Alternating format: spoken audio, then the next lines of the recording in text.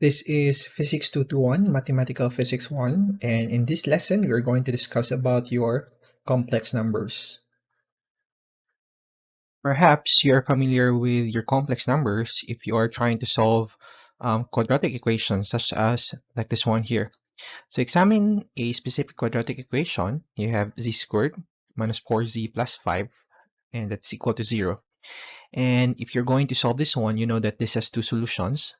Let's say the solutions are z1 and z2, such that the solution is you have your z minus z1 times z minus z2 that is equal to 0.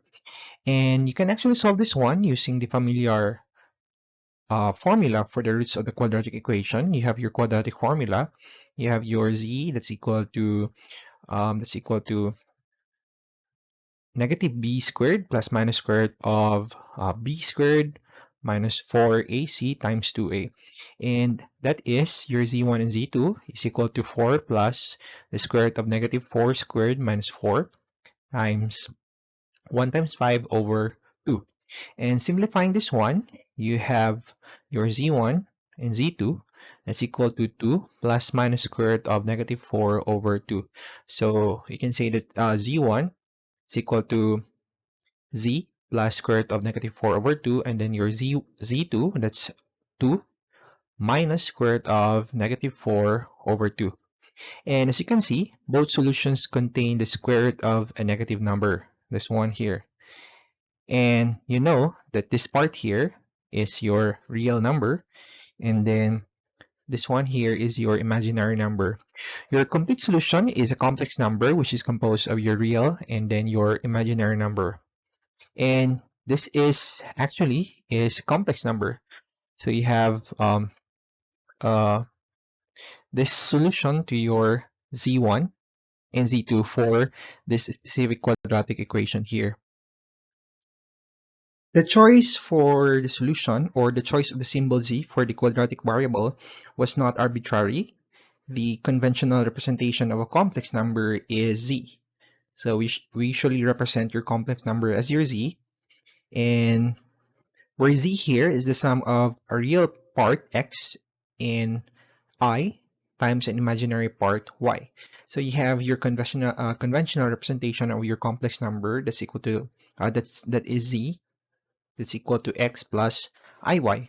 Here, where I is used to denote the square root of your negative 1. The real part x and the imaginary part y are usually denoted by real z, and then you have your imaginary z or raz, and then imz. Again, this is real z, and then this is imaginary z, respectively. So in the previous example, so if you're going to simplify that one further, you have these solutions for your z1 and z2. So your z1 can be 2 plus 2i over 2, or you have 2 plus I, and then your z2, that's 2 minus 2i over 2, or you have 2 minus I. So this is the solution for your previous example. In here, your real z, if you're asked a real z, that's equal to 2, and then if you're asked of your imaginary z, you have this value here. Sometimes for compactness, a complex number is written or is sometimes written in this form. So you have your z that's equal to your x and y. So aside from having your z represented as z that's equal to x plus iy, you can represent also your complex number using this notation here. So you have z that's equal to x comma y. Here, of course, x is your real z, and then y is your imaginary z. So here, you can thought of the components of z as the coordinates in an xy plot. So just like in this figure here. And this plot is called an Argand diagram and is a common representation of the complex number. For example, for your z that's equal to x plus y, so your real part is plotted along x, and then your imaginary part, your imaginary z, is represented or plotted in the y-axis. So at this point here, this is your xy point. Okay, but of course, again, this is not similar to your normal xy point, because here x is a real number and then y is an imaginary number. So this point here represents your z, that's equal to x plus iy, or your z xy. And again, you call this one as your Argand diagram. Now, how do you add or how do you manipulate complex numbers? So in the same way with your real numbers, you can add, subtract, multiply, and divide complex numbers. And for addition and subtraction, the real components and imaginary components are added separately or subtracted separately, and in a like manner to familiar addition or subtraction of your real numbers. For example, you have your z1 plus z2. Here you look at your z1 plus z2 in your Argand diagram. So this is your representation for your z1, and then this is for your z2. In z1 has the following components. You have your x1 plus iy1, and then your z2 has x2 plus iy2. So again, it's stated that in adding your real or your complex numbers, the real components and imaginary components are added separately. That is, you have your x plus 1 plus x plus 2. These are your real parts, and then plus I times y1 plus y2. These are your imaginary components. Or in a component notation, you have your z1 plus z2. That's equal to your x1 plus x2, comma, your y1 plus y2. Just again, remember that this is not a point in your ordinary xy plane, because again, these are points in your Argand diagram. So this one here is a real number. Your x1 plus x2 is a real number, and then your y1 plus y2 is an imaginary number. And by straightforward application of the commutativity and associativity of the real and imaginary parts separately, we can actually show that the addition of complex numbers is itself commutative and associative, just like your ordinary real numbers. Now let's discuss about your modulus and argument. The modulus of a complex number z is denoted by your absolute z, or your modulus z, and this is defined as your absolute z, that's equal to square root of x squared plus y squared. So again, your modulus, this is just similar to saying the magnitude of your complex number. So this is familiar to you because this is just again the magnitude of your complex number. So the modulus of the complex number z is represented as your modulus z, that's equal to the square root of x squared plus y squared. And hence, the modulus of the complex number is the distance of the corresponding point from the origin in the Argand diagram. So if you're going to get the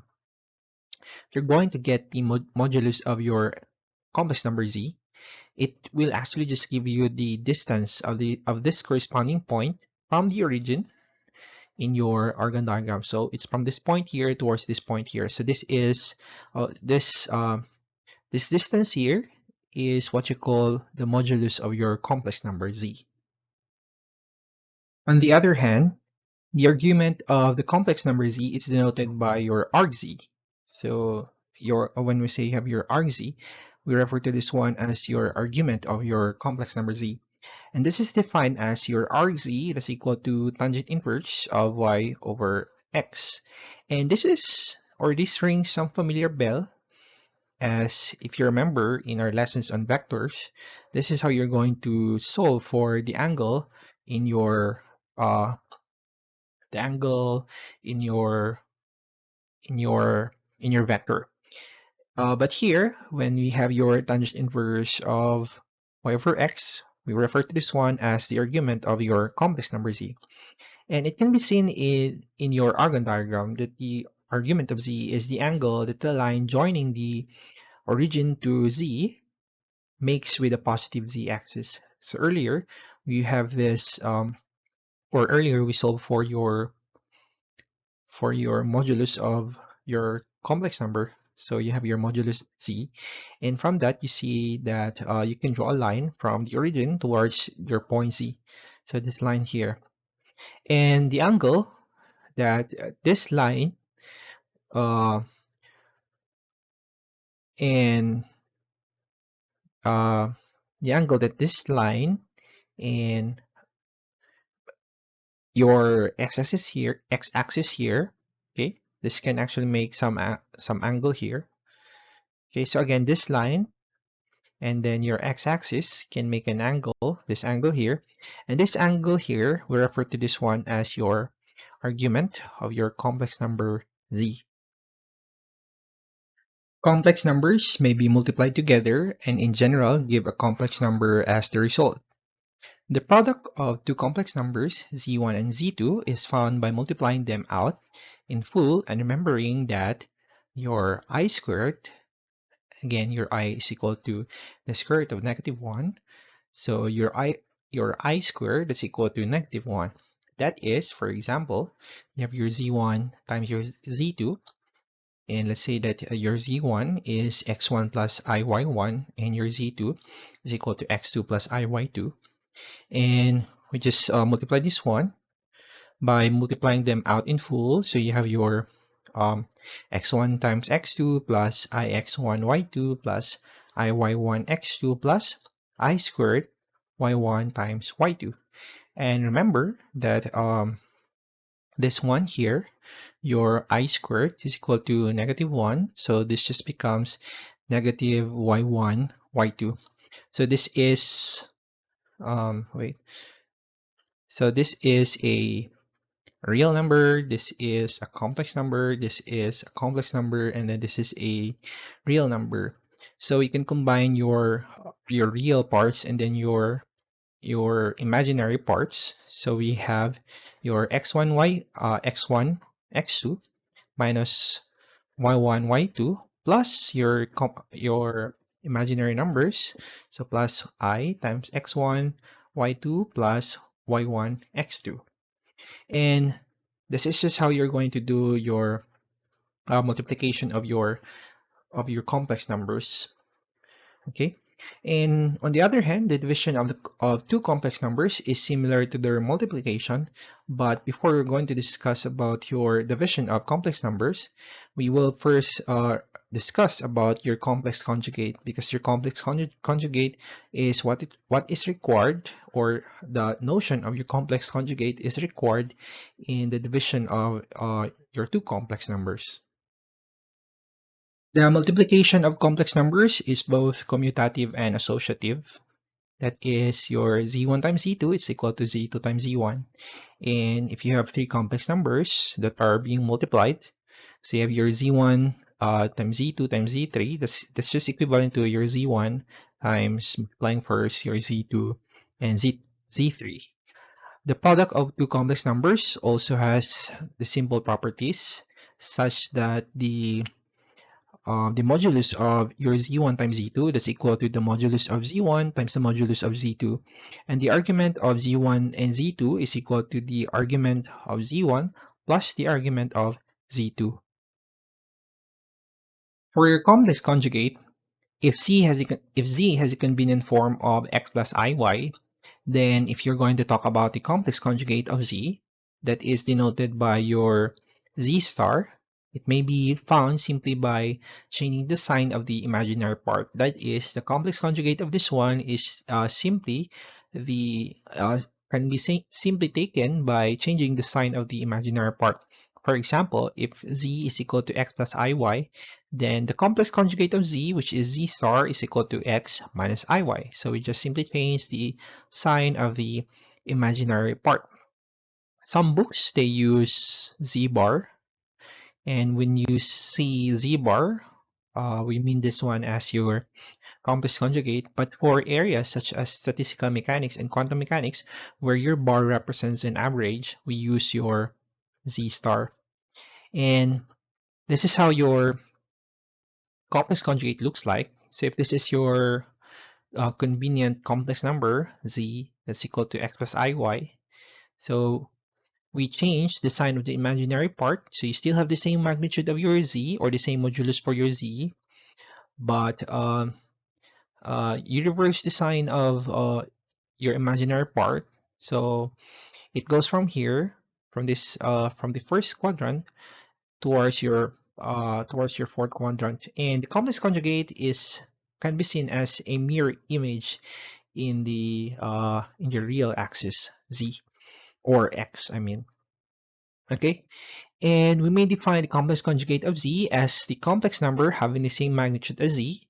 So both of these two here, if you're going to get the modulus of these two numbers, you get the same modulus, but when you multiply uh, your z star to z, you only get a real result.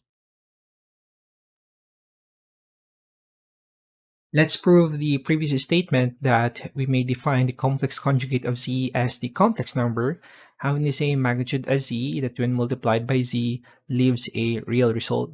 So let's multiply your z and then your z star. So that's equal to x plus iy times x minus iy. Okay, this is your z and then this is your complex conjugate. So multiplying in full, so you have your x squared minus ixy plus ixy minus I squared times y squared. And remember that your I squared is equal to -1. So this one becomes a positive term, which is just plus y squared. And negative ixy plus ixy, this is equal to 0. So we're just left with your x squared plus your y squared. Okay, so you're just left with a real result. So you have your x squared plus your y squared, which is equal to the square of your modulus z. For example, find the complex conjugate of z that's equal to a plus 2i plus 3ib. So as you can see here, this is somewhat complicated. So we are going to write this one in the standard form. Again, our standard form is you have your x plus iy. Okay, so we're going to write this one in terms of the standard form. And the complex number written in the standard form is your z is equal to a plus I times 2 plus 3b. So we have here your real part, and then your 2 plus 3b is your imaginary part. And we find for the complex conjugate, just by replacing I by negative I, we obtain your z star that's equal to a minus I, 2 plus 3b. These are the following properties of your complex conjugate that are easily proved, and the others may be derived from them. If z is equal to x plus iy, then um, the complex conjugate of your complex conjugate, or your z star times star, is equal to z, and your z plus z star is equal to 2 times the real part of z, or that's equal to 2x, and then your z minus z star is equal to twice I times the imaginary part of z, or that's equal to 2iy for this case here. And lastly, z over z, z over z star is equal to x squared minus y squared over x squared plus y squared plus I times 2xy over x squared plus y squared. You will be asked to show this one in your assignment. The division of two complex numbers C1 and C2 bears some similarity to their multiplication. Writing the quotient in component form, we obtain this equation here. You have your z1 over z2 that's equal to your z1, which is x1 plus iy1, divided by your z2 that's equal to x2 plus iy2. And in order to separate the real and imaginary components of the quotient, we multiply both numerator and denominator by the complex conjugate of the denominator. So again, in order to separate the real and imaginary components of the quotient, we multiply both numerator and denominator by the complex conjugate of the denominator. And by definition, this process will leave the denominator as a real quantity. So that is, this quantity here will be multiplied by the complex conjugate of your denominator. So you have the complex conjugate of your denominator is equal to x2 minus iy2. Okay, so we are going to multiply both the numerator and denominator by the complex conjugate of your denominator. Simplifying, you obtain the following. You have x1, x2 plus y1, y2 plus I over x2 or plus I times x2 y1 minus x1 y2 over x2 squared plus y2 squared. And as you can see, we were able to separate your real part with your imaginary part. Hence, we have separated the quotient into real and imaginary components as required.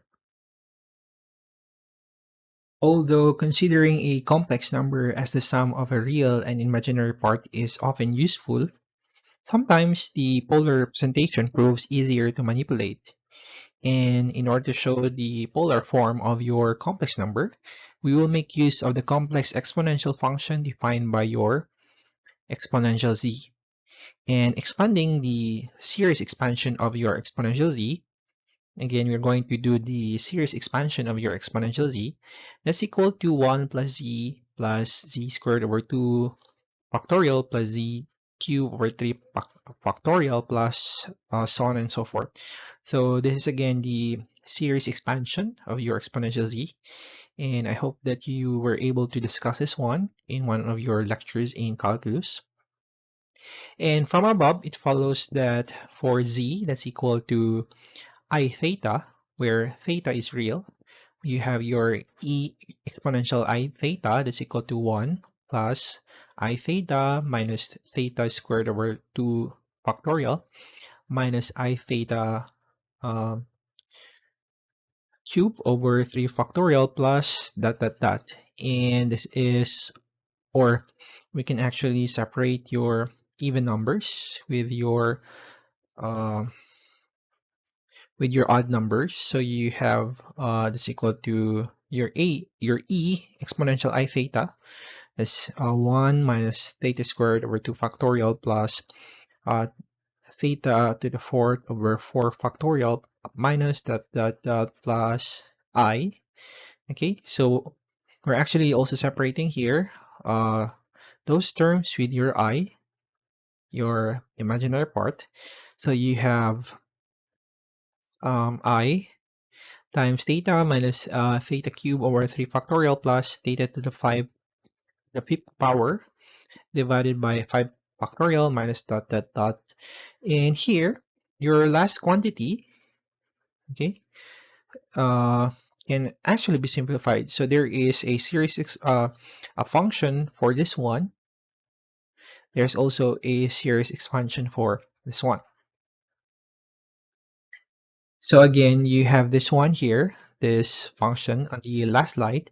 So here, e I theta, that's equal to 1 minus theta squared over 2 factorial plus theta to the fourth power over 4 factorial plus dot dot dot plus I theta minus theta cube over 3 factorial plus theta to the 5 power divided by 5 factorial minus dot dot dot dot.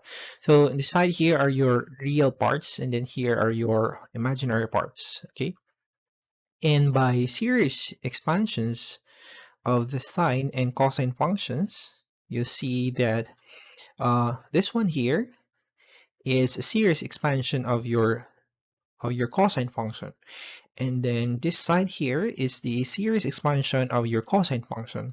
And we can simplify this one, rewriting your exponential I theta is equal to cosine theta plus I sine theta. And this relationship, we call this one as your Euler's equation.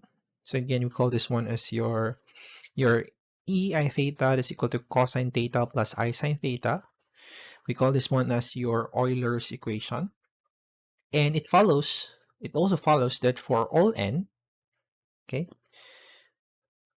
it follows that for all n from your Euler's equation, we can say that for your exponential I n theta is equal to cosine n theta plus I sine theta, or I sine n theta. You have again here for your Euler's equation, your exponential I n theta is equal to cosine n theta plus I sine n theta. And look at this figure. Let's look at the Argand diagram for the, and from this Argand diagram, you're going to have the polar representation of your complex number. And let's say that this distance here is r, and your argument or your argument is theta. Okay, and as you can see here, this side, okay, for this side here, which is adjacent to your theta, this is your r cosine theta. And for this side here, as you can see, sorry, that this is your r sine theta. This is the opposite side, so it's r sine theta. Okay, and from Euler's equation and the figure to the right, the figure here, okay, you see that your r e exponential I theta is equal to r cosine theta plus I sine theta. So we just multiplied some r here. Okay, and you see from the figure that your r cosine theta is just your x, and then your I sine theta is your I times your y component. So that means you can rewrite this one as your x plus iy. Thus, a complex number may be represented in the polar form, which is your z that's equal to r e I theta. This is now your polar form for your complex number. So you have z is equal to r e I theta. So you have here your r in the figure, you have your r, and then you have your theta. In your ordinary complex number representation, you have your x and then your y. For your polar representation, you have your r and then your theta. So again, it's your z that's equal to r exponential I theta. When you are going to multiply or divide your complex numbers in polar form, for example, the product of z1 that's equal to r1 e I theta 1 and z2 that's equal to r2 e I theta 2. This is given by your z1 times z2 or your r1 e I theta 1 times r2 e I theta 2. So we multiply your r's, okay, and these exponents here will be added, okay. So you have your I times theta 1 plus theta 2. So this is your multiplication of your complex numbers in terms of your polar form. And the quotient of z1 and z2 is given by your z1 over z2, that's r1e I theta 1 over r2e I theta 2. So you divide your r1 divided by your r2, which are just real numbers, okay, times your I, and then that is multiplied by the difference of your theta 1 minus your theta 2. So this is again for your multiplication, and then this is for your um, division of your complex numbers in your polar form. Lastly, we define an extremely important theorem, which is the Moivre's theorem. Now, since your ein theta, your exponential I, I theta raised to n is just equal to exponential I n theta, then we have your cosine theta plus I sine theta raised to the power of n.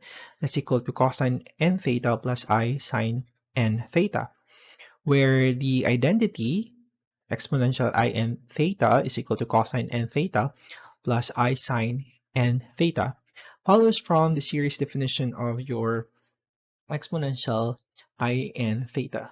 This theorem is valid for all n, whether real, imaginary, or complex.